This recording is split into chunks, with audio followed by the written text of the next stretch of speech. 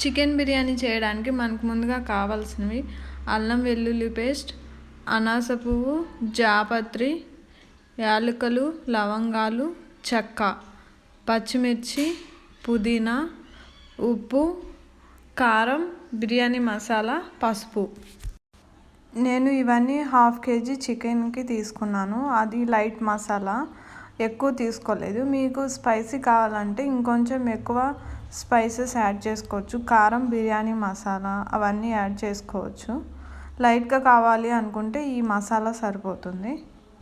ఇప్పుడు ఈ మసాలా అంతా ముక్కలకి బాగా పట్టేటట్లు కలుపుకోవాలి. మనం కలపడం వల్ల ఏవైతే యాడ్ చేస్తున్న మసాలా ఉంటుందో అవన్నీ ముక్కలకి బాగా పడుతుంది.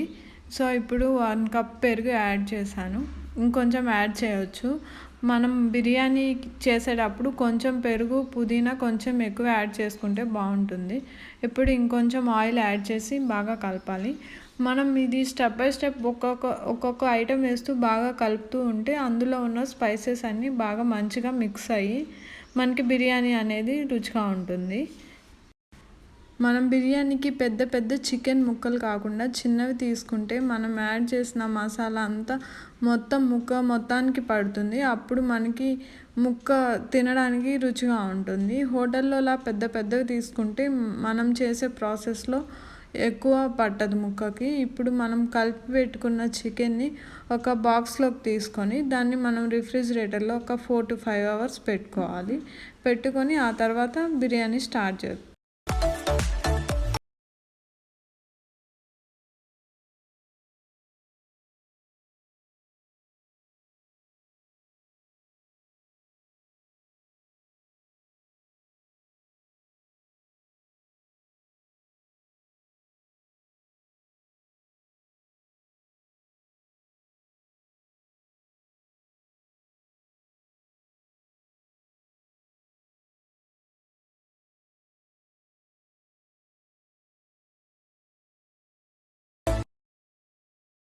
ఇప్పుడు ముందుగా రైస్ కుక్ చేసుకోవాలి. ఒక గిన్నెలో వాటర్ తీసుకొని బాగా బాయిల్ అయిన తర్వాత సాల్ట్, బిర్యానీ ఆకు, ఇందాక ఏవైతే మనం మ్యారినేషన్ చేసేటప్పుడు యాడ్ చేసామో ఆ స్పైసెస్ అన్నీ యాడ్ చేసుకోవాలి.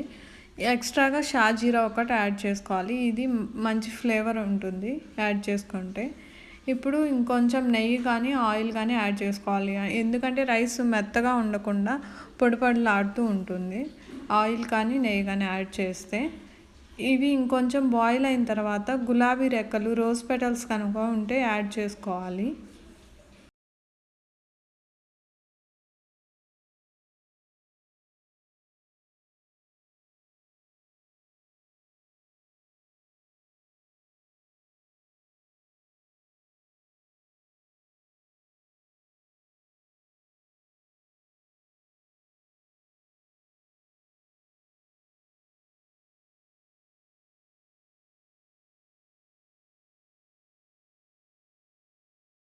%80 కుక్ అయితే సరిపోతుంది. ఇప్పుడు అందులో వాటర్ తీసి కొంచెం పక్కన పెట్టుకోవాలి.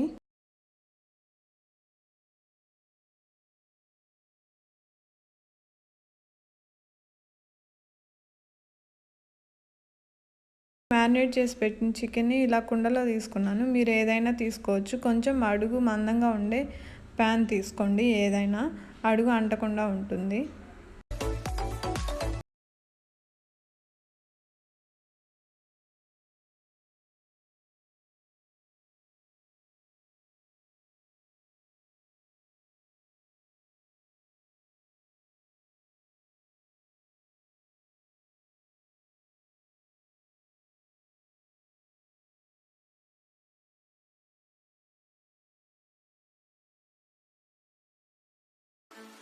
ఇప్పుడు రైస్ని మొత్తం ఇలా స్ప్రెడ్ చేసిన తర్వాత ఫ్రై చేసిన ఆనియన్స్ని వేసుకోవాలి.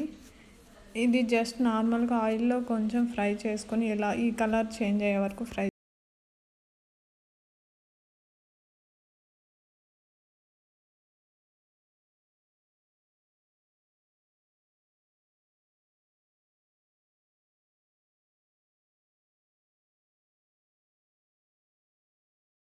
అనుకుంటే కొత్తిమీర కూడా యాడ్ చేసుకోవచ్చు.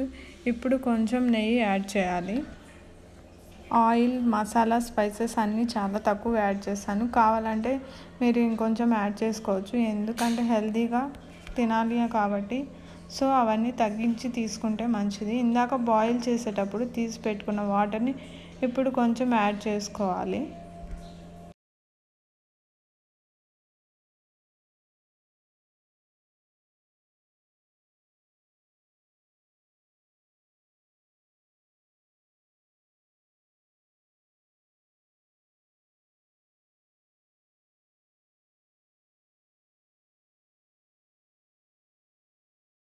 కొంచెం గోధుమ పిండి తీసుకొని అదంతా మనం చుట్టూ ఇలా పెట్టుకోవాలి, ఎందుకంటే అందులో ఉన్న స్టీమ్ బయటికి పోకుండా ఇలా పెట్టుకోవాలి. లేదంటే ఏదైనా ఒక క్లాత్తో కవర్ చేయొచ్చు. ఒక 15 మినిట్స్ ఫ్లేమ్ని మీడియం ఫ్లేమ్లో పెట్టుకోవాలి. ఆ తర్వాత సిమ్లో పెట్టుకోవాలి. మొత్తం ఒక 1/2 అవర్ కుక్ చేసుకుంటే సరిపోతుంది.